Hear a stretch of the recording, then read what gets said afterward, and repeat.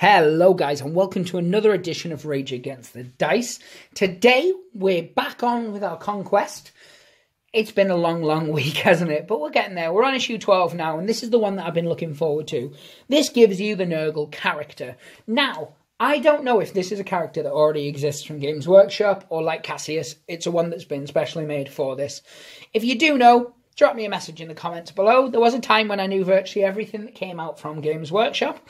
But since then, I discovered that there's hundreds and hundreds of other war games companies out there, and I got distracted by the hundreds and hundreds of other games out there. So I still play Games Workshop, but I also collect a number of other things. What we're going to do, as we always do, is we're going to look at what's coming up in the next couple of issues, and then we'll look at the magazine itself. So, issue 13, we get the terrain. Now, I have spoke on this already. Pretty excited for that. And then issue 14, you get a large dry brush, which is a brush I use quite a lot. And you also get Mechanicus Standard Grey, which is a colour I use quite a lot. When we do issue 14, we are going to talk about whether we think that's good enough value for the magazine itself. But that's for a later issue. Today, boom, we're looking at issue 12. What I'm going to do is I'm going to take the shrink wrap off because some people don't like the sound of it. And then we'll come back and we'll have a look at what's in this. So, first thing I'm going to note is you get a range ruler with this. Now, these range rulers aren't amazing by any stretch of the imagination, but if you've been collecting as long as I have, back to sort of second edition times, you know Games Workshop always used to give you range rulers. Now, those range rulers were usually long, thin, and red bits of plastic that were very, very vicious. And no doubt, if you're as old as me, and you had friends who also played the hobby, you hit each other with them, and they stung like a mother. So Games Workshop said, you can't really be doing that anymore, but we're not going to give away tape measures, because, you know, that's stupid. So they came up with these. They're okay. I've got some from Necromunda, I've got some from 8th edition 40k, I've got some from whatever the AOS 2 was. I've got loads of them. But let's give me another one. If, however, you had to cut yours off from your magazine, like I know a few others did, and ripped them, then you've got yourself a new one. So that's cool. That is really nice, and it was good they threw it in. It's not something I massively need, but it's cool to have anyway. Now, this is the base that the model comes on. Same Games Workshop base. Obviously, bases are the most important bit of the model. And then we have the model itself. Now, the detail on this is really, really nice. You can see, obviously, all the cracks along there. Got his little beady little head. Yeah, so you can see it's just a dandy little sprue, but again the detail on it's really, really nice. Does have holes, but they're not. It's not a plug and play one like the easy to build ones are. So you probably will need to glue this, and I'm sure when we look at the book, it's going to tell me that we need to glue this. So anyway, let's just dive straight into issue 12. Let's get it over with. Let's take a chance. So, Battle Games in the 41st Millennium. Issue 12. Foul Blight Spawn. It's a good name, I can't argue with it. So in this issue, it covers the Foul Blight Spawn.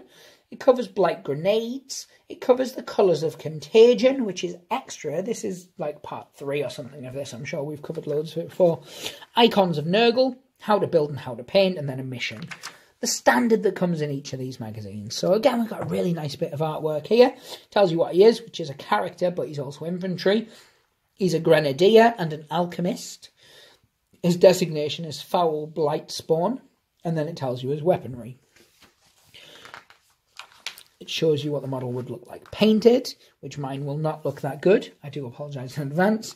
And gives you some little fluff bits. Some, again, text boxes separated out, so it keeps it all very simple, especially if you're new to the hobby. It's a lot to take in. It definitely is a lot to take in. We're, what, 12 issues in now, and we've learned quite a lot, especially if you're actually reading through it like me and my boys are.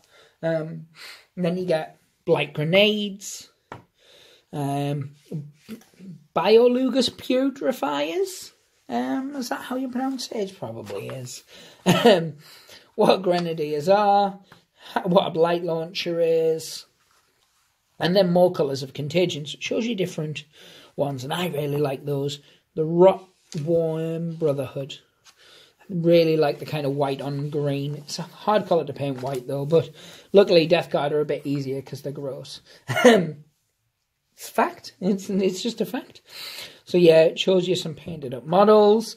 Which, again, I think the one thing that this magazine lacks throughout the ones is big pictures of loads and loads of models, because that was always what used to inspire me when I looked through White Dwarf and stuff like that as a kid.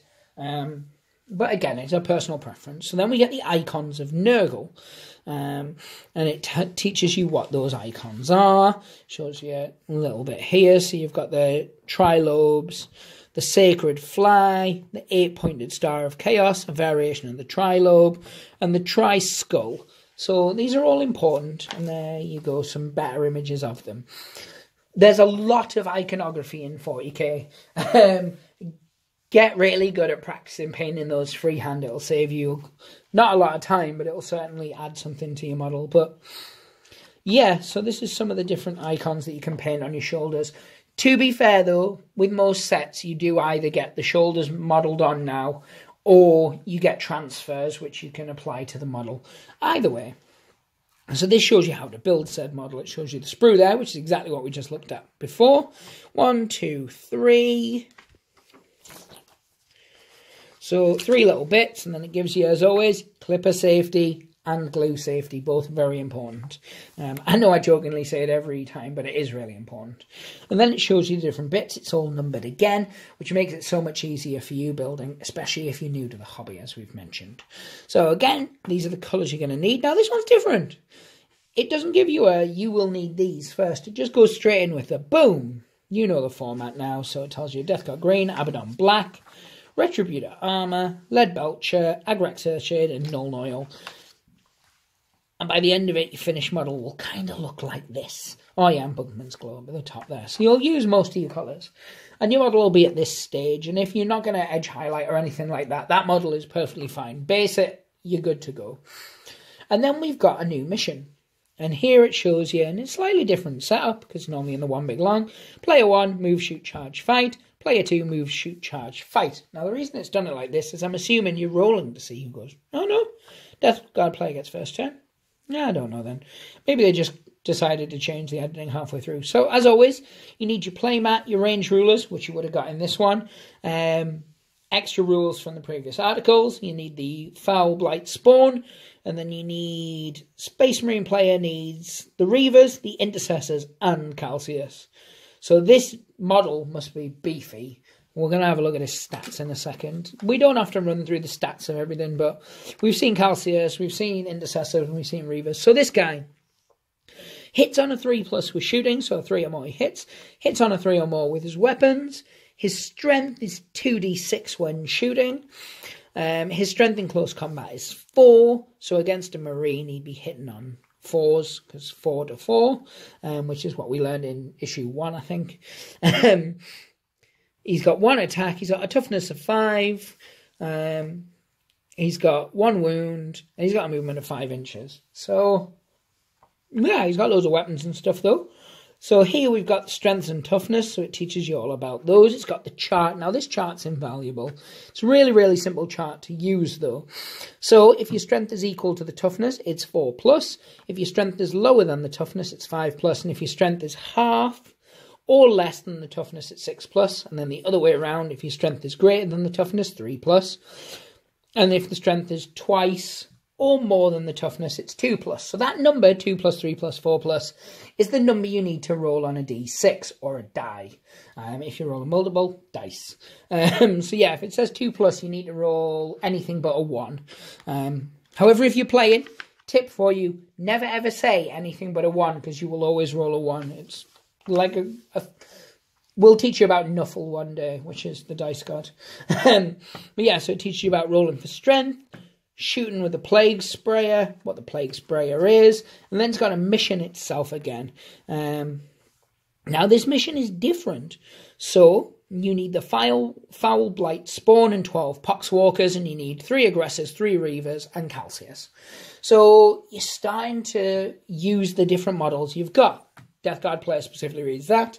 Space Marine player specifically reads that. It's got the extra rules for the other stuff. Then it's got the how to win for each. Ooh, destroy virus bombs. And then it's got extra rules, which on this one is the Unholy Death's Head, Revolting Stench, and then Sergeants. So you're using Sergeants for the first time. That's pretty cool stuff. And then, as I said, this is what's coming next. So, guys, thank you very much for plodding through issue 12 with me. I'm really looking forward to painting and building that model, more so than some of the previous ones, except for Calpheus, because I built most of them before at one point or another.